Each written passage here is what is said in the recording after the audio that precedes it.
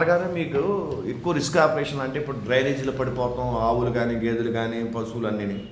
Next యాక్సిడెంట్లో పడిపోతాం, next వరి బీజం నడవలేక చాలా ఇబ్బందులు పడుతున్నారు. మీకు రోజుకి ఎన్నో వస్తాయి అంటే మిమ్మల్ని వ్యక్తిగతంగా మీరు ఆపరేషన్ చేస్తున్నప్పుడు కానీ నెక్స్ట్ డ్రైనేజ్ పడిపోతాను కలర్ చూసాను.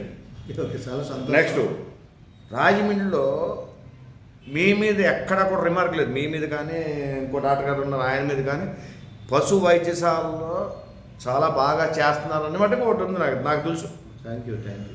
అంటే మీరు పేషెంట్ని కానీ పేరెంట్స్ని కానీ ఎవరిని కూడా ఇబ్బంది పెట్టకుండా చాలా పశువులు చెప్పలేని మీరు అర్థం చేసుకుని వెంటనే ట్రీట్మెంట్ ఇస్తాం. అండ్ నెక్స్ట్ మొన్న ఆ మధ్యన ఏదో ఫ్లడ్ టైంలో కూడా ఆవులు ఏదో రక్షించారు, మీరు ఆవులను ఏదో రక్షించారు. చాలా పెద్ద రిస్కీ ఆపరేషన్ అండి, ప్రాణాలు తెగించే వెళ్ళాము. ఫస్ట్ ఆఫ్ ఆల్ మీరు మా హాస్పిటల్ స్టాఫ్ మీద కానీ మా మీద ఉన్న లేదు రిమార్క్ లేదు, తప్పుగా అనుకోకూడదు దానికి. అయితే ఇక్కడ మన సిటీలోని మనకి రాజమండ్రి ఆనుకుని నేషనల్ హైవే ఒకటి ఉందండి, వెళ్ళిపోతుంటుంది. రాత్రిపూట ఏదైనా పశువులు గుద్దేసి వెళ్ళిపోతుంటారు వాళ్ళు. వాటికి వెనకాల ఈ నడాలు ఇరిగిపోయి వాటికి కూడా మా హాస్పిటల్ అంబులెన్స్ ఉంది, ఇది హైడ్రాలిక్ ఉన్నది. అప్పటికప్పుడు మా వాళ్ళు ఇక్కడ ఎస్పీసీ వాళ్ళ సహకారం కూడా వాళ్ళు అప్పుడప్పుడు చేస్తూ ఉంటారు. మా వాళ్ళు వెళ్ళి తీసుకుని వచ్చి ట్రీట్మెంట్ చేయడం జరుగుతుంది. అదేవిధంగా కాలంలో కూడా అప్పుడప్పుడు పడిపోతుంటాయి.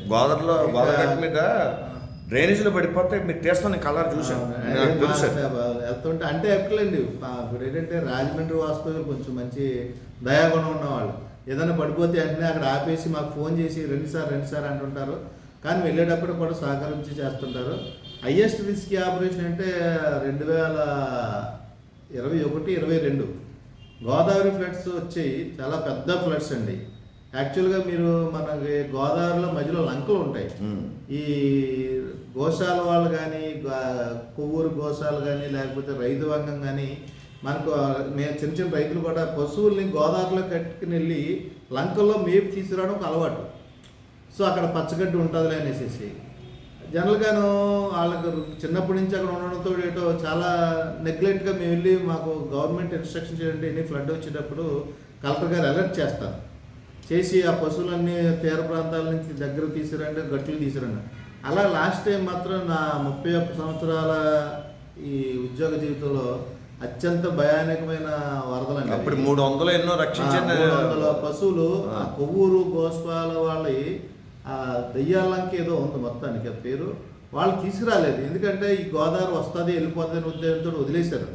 తేరా మేము వెళ్ళేటప్పటికి ఇంకా తగ్గక చాలా దగ్గర 60-70 పశువులు ఆ ఊపిలో మిగిలిపోయి ఆ శవాల కింద ఉండేటప్పటికి, మిగతావి ఈ 10 రోజులు తిండి లేక అలాగా నీళ్ళలో ఉండేటప్పటికి మాకు కలెక్టర్ గారు వచ్చే ప్రభుత్వం ప్రాణాలు తెగించి వెళ్ళారు కదా మేము.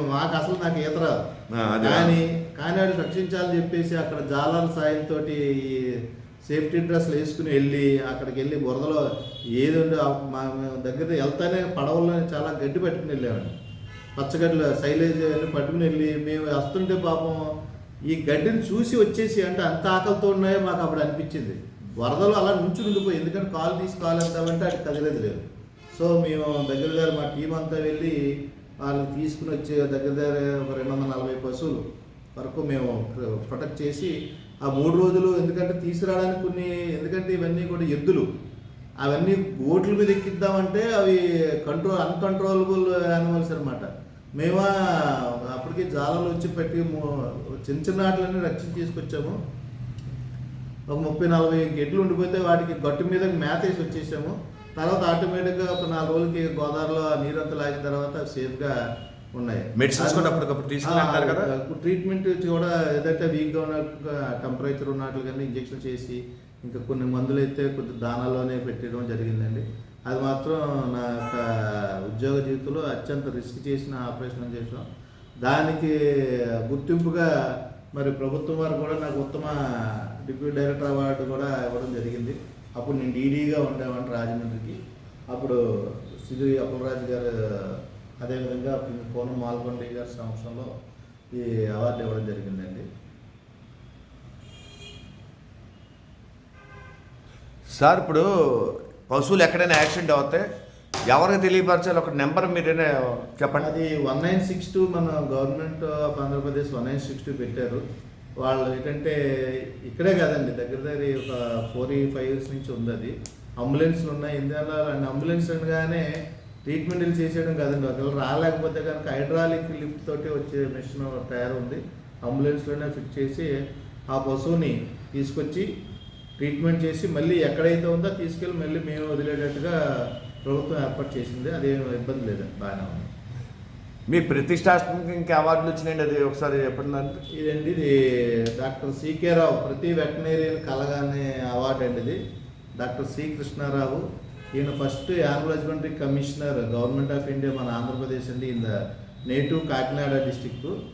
ఈయన పేరు మీద వెటనరీ 25 సంవత్సరాల క్రితం ఒక ఎండోమెంట్ అవార్డు పెట్టారు. నాకు 2007లో అత్యధిక సర్జరీలు చేసినందుకు గాను ఈ అవార్డు ఇవ్వడం జరిగిందండి. దిస్ ఈజ్ వెటనరీన్ ప్రతి వాళ్ళకు వచ్చే ప్రతిష్టాత్మక అవార్డు అండి. అందుకు వచ్చినందుకు చాలా సంతోషం వారికి అందరికి కూడా. సార్ మీరు ఇందాక డాగ్స్ పెంచుకుంటున్నారు చాలామంది అని అన్నారు. అంటే మేము డాగ్స్ పెంచుకోవటం వల్ల మనిషికైనా రిలాక్స్ మూడ్ అయినా వస్తుందా ఏంటి?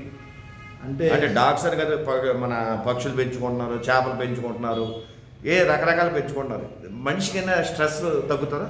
100% అండి. ఈరోజంటే మన భారతదేశంలో రాను రాను కుటుంబ వ్యవస్థ మారిపోతుంది. ఇన్నాళ్ళు ఉమ్మడి కుటుంబాలు ఉండేవి, ఇప్పుడు న్యూక్లియర్ ఫ్యామిలీస్ అయిపోయావు. ఒక కొడుకు కూతురు ఉన్నా సరే, వాళ్ళు ఒకే ఊర్లో ఉన్నా సరే వెళ్ళి వేరే కాపురం పెట్టుకుని తల్లిదండ్రులు ఒకలా ఉన్నారు. వీళ్ళకి ఫ్రెండ్లీగా ఉండేది భూమి మీద అత్యంత విశ్వాసగలమైన పాత్రత ఉన్న జీవి ఏదంటే అది సునకం, డాగ్.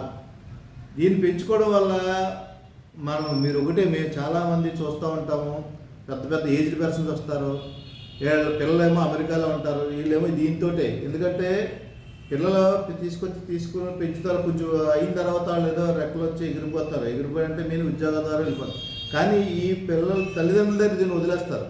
ఈ తల్లిదండ్రులకు అత్యంతంగా మార్నింగ్ ఈవెన్ తిండి తినకపోయినా సరే దగ్గరుండి కాపలా కాస్తుంది.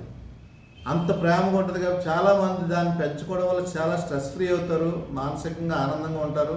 ఈవెన్ మనకి ఎవరైతే కుక్కలను పెంచుకుంటున్నారో మనం వెళ్ళగానే గేటు చప్పుడు రాగానే